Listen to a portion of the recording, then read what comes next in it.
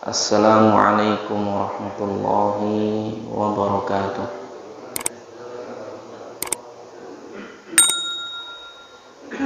Alhamdulillahi rabbil alamin. Wa bihi nasta'inuhu ala umuri dunya waddin. Wassalatu wassalamu ala asyrafil anbiya'i wal mursalin, Nabiyyuna Muhammad sallallahu alaihi wasallam wa ala alihi wa sahbihi ajma'in, wa ba'd.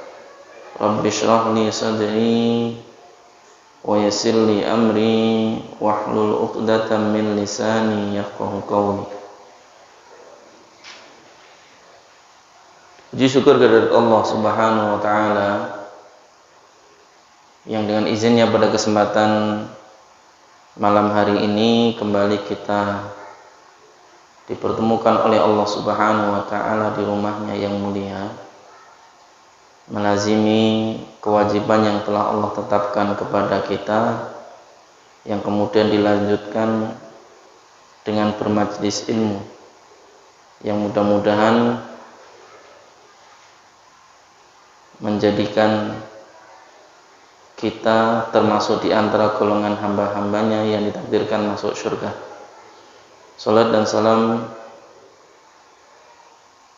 juga moga tetap tercurah kepada Nabi kita Muhammad sallallahu alaihi wasallam yang telah dipilih oleh Allah sebagai uswah hasanah, sehingga tak layak bagi setiap mukmin kecuali mengikuti apa yang telah beliau contohkan dan beliau sunnahkan.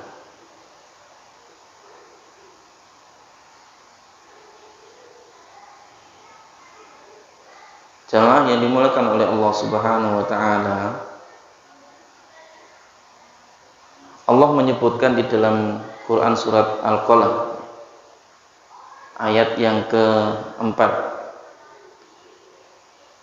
ketika menceritakan tentang akhlak Nabi sallallahu alaihi wasallam.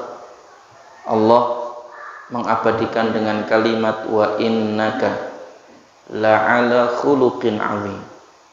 Sesungguhnya engkau wahai Muhammad benar-benar di atas akhlak yang agung.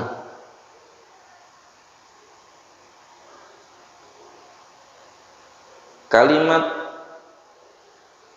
la'ala khuluqin 'azim disebutkan di dalam Al-Quran itu bukan kalimat sederhana. Ketika Allah saja kemudian mengabadikan akhlak Nabi SAW di dalam Al-Quran, berarti Nabi memiliki banyak poin-poin yang bisa ditiru dari akhlaknya, yang itu kemudian menjadikan siapapun yang menirunya memiliki kemuliaan yang sama. Bahkan Allah menyebut dengan kalimat la'ala khuluqin 'azim. Sungguh engkau wahai Muhammad betul-betul di atas akhlak yang mulia.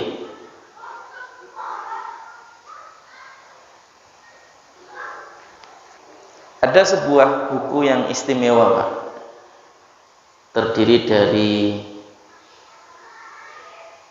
4 jilid, malah 6 jilid, yang berjudul Mausu'atu Nadratin Na'im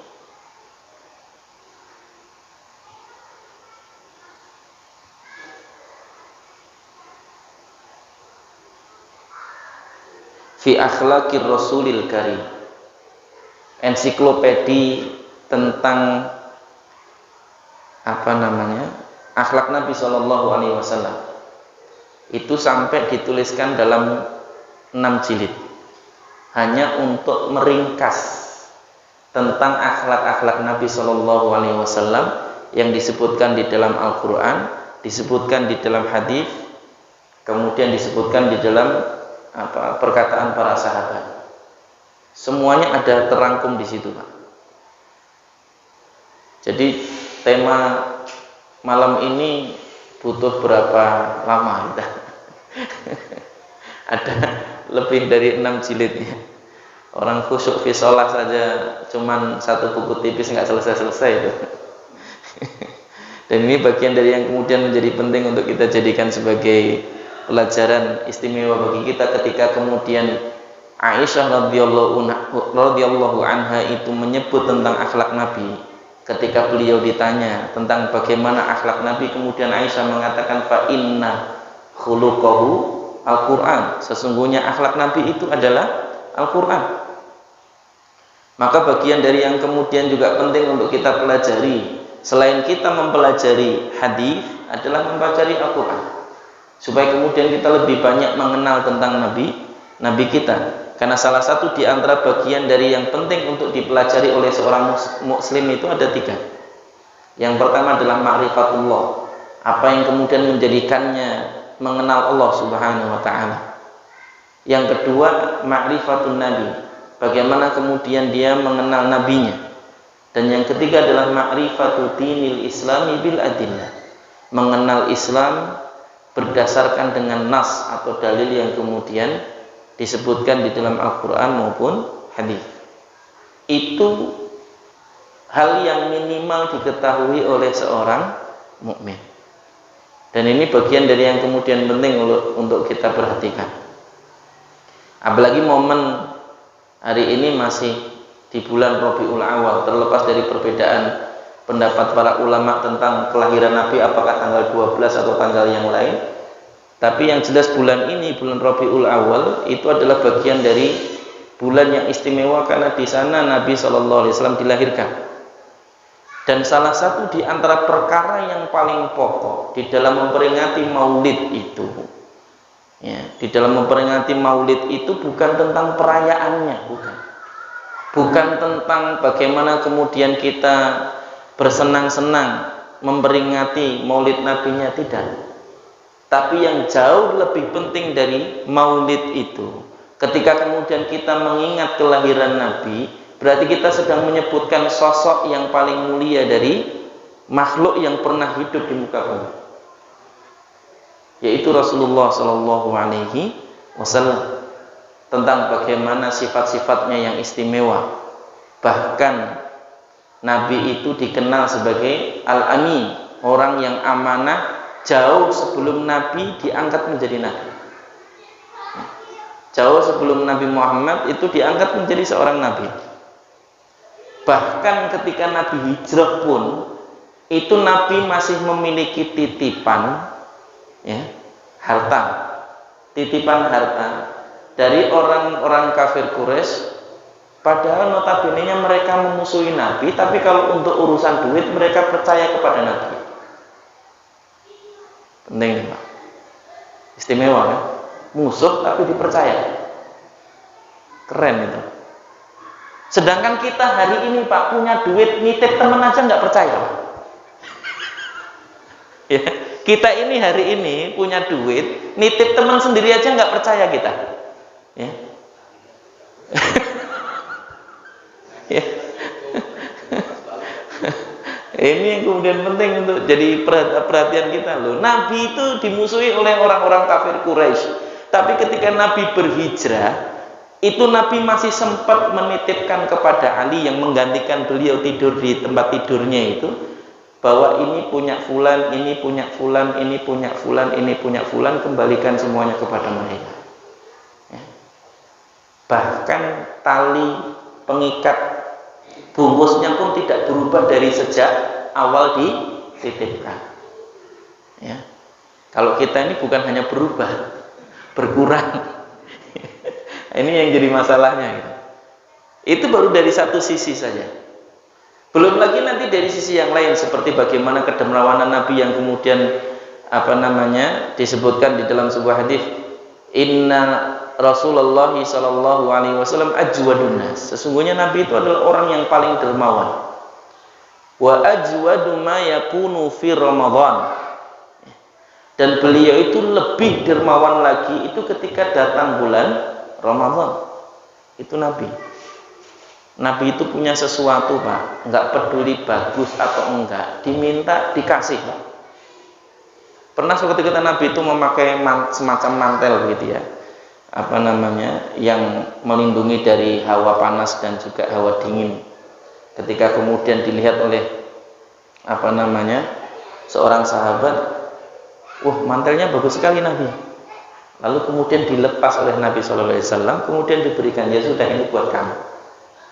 Coba kita lagi bawa Pajero,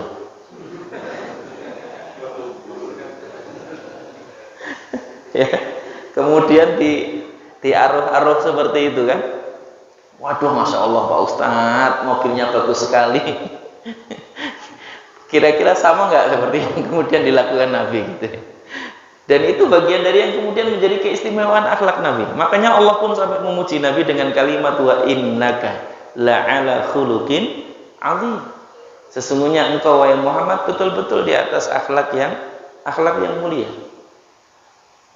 Dan itu bagian dari yang memang tidak bisa kita cari padanannya tentang kemuliaan akhlak Nabi Shallallahu Alaihi Wasallam. Maka salah satu di antara hal yang paling mendasar dari mengingat tentang kelahiran Nabi itu bukan hanya tentang bagaimana kemudian kita merayakan maulidnya saja.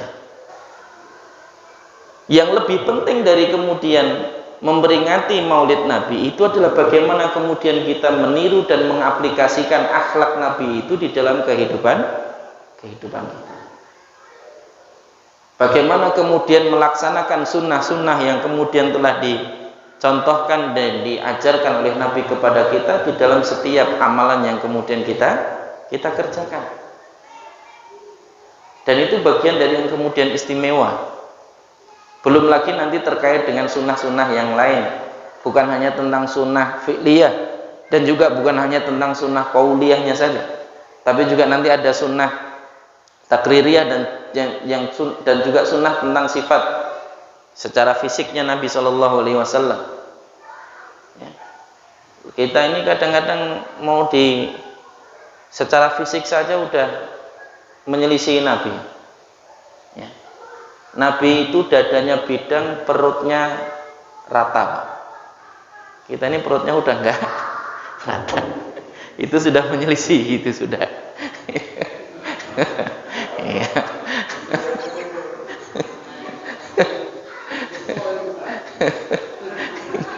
Ya. Karena kalau menurut para ulama ahli hadis itu tentang hadis itu apa? 4 hal yang kemudian menjadi indikator termasuk dalam kategori hadis itu. Ma'udhifa ilan nabi min qaulin, yang disandarkan Nabi kepada Nabi terkait dengan perkataan Nabi atau perbuatan Nabi atau takrir, persetujuan Nabi terhadap perilaku sahabat, atau yang keempat sifat. Ini menurut para ulama ahli hadis. Jadi 4 ini termasuk sunnah, Pak. Dan salah satu di antara bagian dari cara kita untuk melaksanakan atau mengamalkan sunnah adalah meniru semuanya sampai semirip mungkin. Ini menjadi bagian dari yang kemudian penting untuk kita jadikan sebagai motivasi bagi diri kita, bahwa memperingati kelahiran Nabi itu tidak hanya cukup dengan sekedar perayaan. Yang lebih penting dari itu adalah bagaimana kemudian kita mengamalkan sunnah di dalam kehidupan kita, sekaligus bagaimana kemudian kita melakukan hal-hal yang dahulu pernah dilakukan Nabi semirip mungkin dengan yang pernah dilaksanakan oleh Nabi kita Muhammad Sallallahu Alaihi Wasallam. Dalam hal apapun, dalam hal sholatnya, sholat lagi, kena lagi. Sholatnya, Nabi itu sholat itu, Pak, lebih banyak, terutama di malam hari itu, sholatnya Nabi itu lebih banyak dibandingkan tidurnya. Nah, silahkan takar sendiri. Kalau kita merujuk Quran surat Al-Muzammil saja, a'udzubillahi minasyaitonirrajim, ya ayyuhal muzammil qumil laila illa qalila. Wahai orang-orang yang berselimut, tegakkanlah malammu meskipun hanya sedikit. Sedikit itu kata Allah berapa? Nisfahu, setengahnya. Itu kata Allah sedikit. Awingkus minhu qalila, atau dikurangi sedikit, sepertiganya.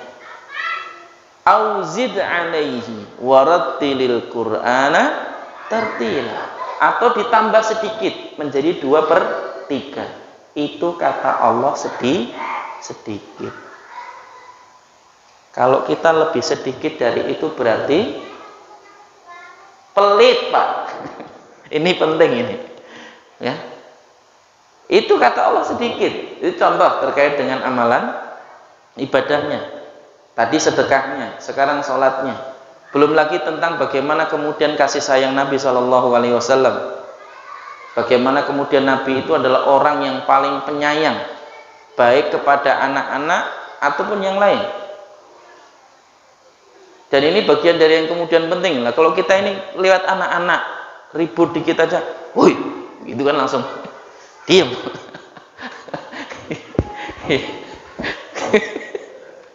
Ya, ini bukan nyindir Pak, kebanyakan kayak gitu, bukan nyindir enggak. Ya, itu kebanyakan kita seperti itu. Padahal Nabi itu kalau lihat anak-anak seneng Pak. Ya, kalau ternyata kemudian mereka membuat keributan, pelankan suaranya, pelankan gitu kan. Tapi kalau kemudian memang tidak mengganggu walaupun sedikit ribut, tidak ada masalah. Dan ini bagian dari yang kemudian penting untuk dijadikan sebagai perhatian kita. Bagaimana kelemah lembutan Nabi terhadap anak-anak. Ya. Sampai Nabi itu mengetahui apa yang dimiliki oleh anak itu. Saking perhatiannya Nabi. Pernah suatu ketika adiknya Anas bin Malik, ya, namanya Abu Umair, ya Aba Umair, ma fa'alan Nughair, kata Nabi SAW. Jadi Abu Umair ini adiknya Anas bin Malik itu. Anas bin Malik itu kan pembantunya Nabi, diwakafkan oleh ibunya kepada Nabi untuk melayani Nabi SAW. Maka salah satu di antara sahabat selain Abu Hurairah yang paling banyak meriwayatkan hadis itu adalah Anas bin Malik. Ya. Selain Abu Hurairah yang termasuk paling banyak meriwayatkan hadis dari Nabi SAW itu adalah Anas bin Malik. Dan orang yang paling mengenal Nabi, ya, di kalangan para sahabat Nabi selain Aisyah, istri-istri beliau, ya, selain mereka adalah Anas bin Malik. Karena sejak kecil Anas bin Malik itu selalu melayani Nabi. Dari sejak kecil. Makanya ketika kemudian adiknya Anas tadi itu bertemu dengan Nabi SAW, kemudian Nabi menanyakan tentang burung kecilnya yang kemudian dia punya dan sering dia mainkan. Wahai Abu Umair, kemana burung kecilmu? Sampai tahu. Lah kita ini apa yang diperbuat anak kita sendiri aja kadang-kadang nggak tahu Pak. Pokoknya tahunya lagi daring. Nggak tahu daringnya cuma sejam, sisanya ngegame. Kita nggak pernah tahu. Pokoknya tahunya kita pergi, anak masih tidur, pulang-pulang anak sudah tidur. Apalagi kalau di kota-kota besar kayak Jakarta gitu. Itu waktu itu habis di jalan, bahkan nggak kenal dengan anaknya sendiri kadang-kadang. Bahkan ketika anaknya ditanya tentang ayahnya, apa kesanmu tentang ayahmu? Nggak ada. Memang nggak pernah ketemu sama ayahnya. Pergi ketika masih tidur, pulang ketika sudah tidur. Ketika hari libur pun ayahnya sibuk dengan gadgetnya maksudnya. Ya. Kirain kemudian pas di rumah lagi libur sibuk dengan gadget. Nah itu kemudian jadi masalah. Padahal Nabi itu dengan anak orang lain Pak, bukan anaknya sendiri. Anak orang lain saja perhatian. Sampai mengetahui apa yang mereka miliki dan apa yang mereka senang. Belum lagi akhlak Nabi yang lain. Masih banyak akhlak-akhlak Nabi yang kemudian istimewa, yang kemudian bisa kita jadikan sebagai teladan bagi kita. Bagaimana Nabi di dalam mendidik, mengajar. Nabi itu adalah orang yang paling sabar di dalam mendidik, Pak. Ya. Apalagi yang kemudian disampaikan kepada para sahabat itu semuanya ilmu. Yang Allah Subhanahu wa taala menyebutkan di dalam ayat yang lain, wa ma yantiqu 'anil hawa in huwa illa wahyun yuha. Sesungguhnya nabimu itu tidak pernah mengatakan sesuatu pun dari hawa nafsunya, tapi dia mengatakan dari wahyu yang diwahyukan kepada dirinya. Dan itu perkataan Nabi. Segala sesuatu tentang Nabi itu semuanya isinya ilmu, Pak. Semuanya daging kalau bahasanya, kalau bahasa diskus itu acara diskusi dan sharing atau yang semisalnya itu isinya semuanya daging. Bahkan Nabi memiliki salah satu di antara sifat istimewa yaitu apa? Jawami al-kalim. Bahwa Nabi itu memiliki jawami'ul kalim. Jawami'ul kalim itu apa? Perkataannya sedikit tapi kalau dibahas ilmunya itu sangat luar biasa. Pembahasannya panjang. Makanya syarah hadis itu tidak ada yang satu jilid. Kecuali syarah hadis arba'in itu cuma satu jilid. Memang hadisnya cuma 40, ya kan? Tapi kalau syarah hadis Bukhari, syarah hadis Sahih Muslim dan lain sebagainya, itu bisa berjilid-jilid hanya untuk menjelaskan hadis-hadis yang terkandung di dalam kitab itu saja. Dan ini bagian dari yang kemudian menjadi satu hal yang istimewa untuk kemudian kita jadikan sebagai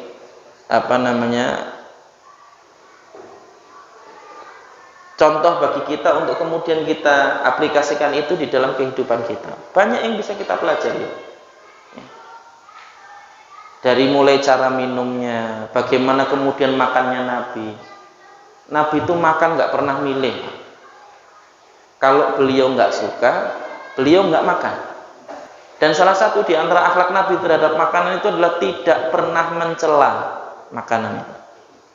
Dan ini bagian dari yang kemudian penting untuk kita jadikan sebagai pelajaran. Itulah kenapa kemudian Allah Subhanahu wa taala memuji Nabi kita dengan kalimat wa innaka la'ala khuluqin azim. Sesungguhnya engkau wahai Muhammad betul-betul di atas akhlak yang mulia. Dan ini bagian dari yang kemudian menjadi keistimewaan Nabi sallallahu alaihi wasallam.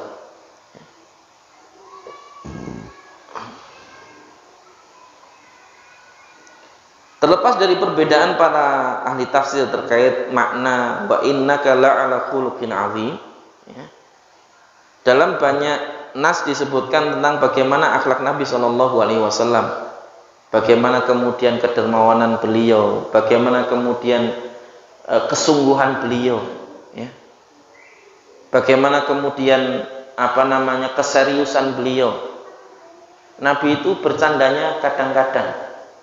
Kalau kita ini seriusnya yang kadang-kadang, ya, kebanyakan bercanda. Kalau Nabi itu bercandanya kadang-kadang, Pak. Ya. Nabi itu paling banyak bercanda dengan istrinya. Ya. Kalau kita ini sama istri bawaannya mungkin serem terus itu. Ojo-ojo bercanda, ya kan? Pasang muka garang kalau sudah pulang ke rumah. Ya. Soalnya kalau nggak garang nanti digarangi.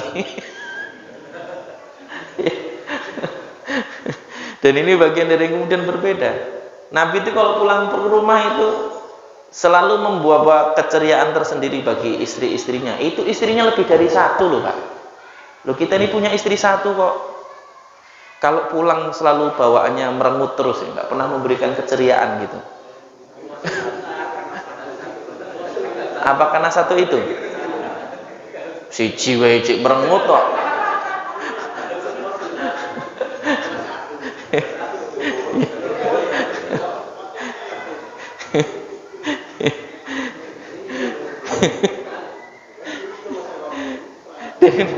Ya, gimana Pak? Dan ini bagian dari yang kemudian penting untuk kita jadikan sebagai pelajaran bagi kita. Bagaimana akhlak Nabi kepada istrinya yang sampai kemudian Nabi mengatakan khairukum li ahlihi wa ana khairukum li ahli. Sesungguhnya sebaik-baik kalian itu adalah orang yang paling baik kepada keluarganya. Dan aku, kata Nabi, adalah orang yang paling baik kepada keluarga. Al-ahlu itu secara makna bahasa, makna utamanya adalah istri, Pak. Istri. Ya. Wa ana khairukum li ahli, kata Nabi, dan aku paling baik di antara kalian terhadap istri. Itu Nabi kita Muhammad. Ya. Dan itu salah satu di antara bagian dari akhlak Nabi Shallallahu Alaihi Wasallam. Dengan istri, dengan anak, dengan orang lain. Semuanya bagian dari yang kemudian disebutkan di dalam banyak nas dari Nabi Shallallahu Alaihi Wasallam tentang bagaimana kemudian keagungan akhlak beliau.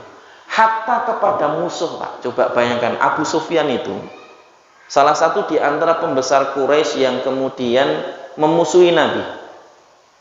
Ya. bahkan termasuk yang kemudian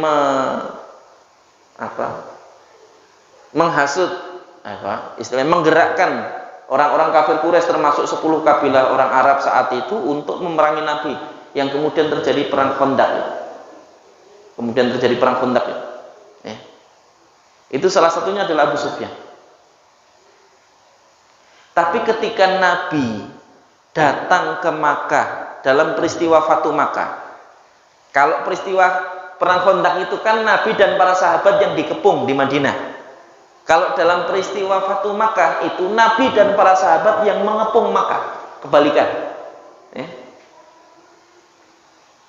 Tapi ketika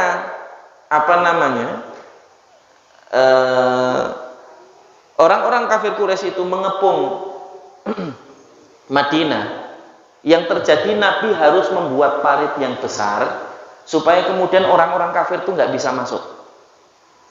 Yang kalau seandainya bukan karena pertolongan Allah saat itu, niscaya kaum muslimin akan sulit untuk bertahan di Madinah karena sudah berhari-hari dikepung oleh orang-orang kafir Quraisy saat itu. Yang kemudian orang-orang kafir Quraisy saat itu kan dihancurkan oleh Allah dengan dikirimkan angin yang sangat dahsyat, sampai kemudian tenda-tenda mereka itu rusak, sampai kemudian akhirnya mereka lari kocar-kacir karena angin itu. Seakan-akan tidak ada yang pernah ngecamp di situ gitu. Di keesokan harinya itu. Itu karena pertolongan Allah Subhanahu wa taala. Ya, akhirnya kemudian pasukan Ahzab tadi itu kembali ke rumahnya masing-masing dengan kekecewaan dan tidak berhasil memenangkan peperangan. Padahal dalam bayangan mereka pasti menang. Kenapa? Karena mereka saat itu membawa pasukan paling banyak dalam sejarah orang Arab. Orang Arab itu biasa berseteru satu sama lain, Pak, antar kabilah. Biasa berseteru. Ya. Yang paling banyak yang mereka bisa kumpulkan ya cuma hitungan ribuan, bukan puluhan ribu. Tapi dalam perang Khandaq itu puluhan ribu, Pak. 10 kabilah orang Arab, ya, itu semuanya mendukung orang-orang Quraisy untuk memerangi Nabi Shallallahu Alaihi Wasallam. Bayangkan. Tapi kemudian Allah balik di beberapa tahun kemudian, ketika Fatu Makkah itu justru Nabi bersama dengan 10 kabilah orang Arab yang ada saat itu, yang mereka sudah masuk Islam, kembali ke Makkah, mengepung Makkah. Dan orang-orang Makkah nggak perlu membuat parit untuk menghalangi madorotnya kaum muslimin. Kaum muslimin masuk dengan tenang dan tidak merusak, ya. Yang dihancurkan hanya berhala-berhala, tapi rumah aman, nyawa aman. Bahkan Nabi kemudian mengumumkan, man dakhala baita Aba Sufyana fahuwa aman. Barang siapa yang kemudian masuk rumahnya Abu Sufyan, maka dia aman. Barang siapa yang masuk Masjidil Haram, maka dia aman.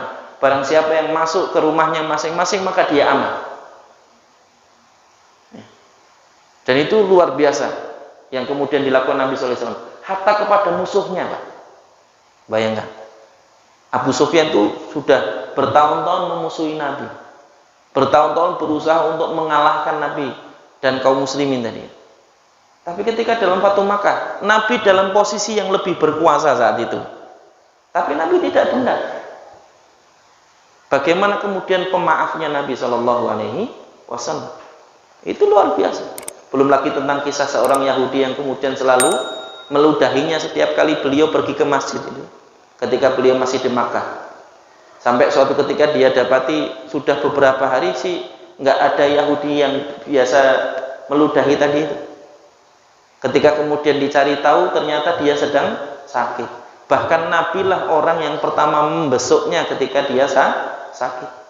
Padahal dia adalah orang yang paling dimusuhi tadi. Nabi itu paling dimusuhi, tapi Nabi yang pertama kali membesuknya. Akhlak pemaafnya yang sangat luar biasa. Dan itu bagian dari yang kemudian menjadi kemuliaan Nabi Shallallahu Alaihi Wasallam, termasuk bagian dari keagungan sifat dan akhlak Rasulullah Shallallahu Alaihi Wasallam. Maka salah satu di antara nanti yang penting untuk kita pelajari adalah hadis-hadis tentang akhlak, tentang adab, ya, yang kemudian nanti bisa kita aplikasikan di dalam kehidupan kita. Dan ini penting untuk dipelajari, karena ilmu yang harus difahami oleh seorang mukmin itu salah satu dari 4. halal haram dalam masalah akidah, halal haram di dalam masalah ibadah, halal haram di dalam masalah muamalah termasuk akhlak tadi itu, ya, dan juga tazkiyatun nufus. Bagaimana kemudian kita menjaga hati kita itu untuk bersih dari segala macam penyakit-penyakit hati.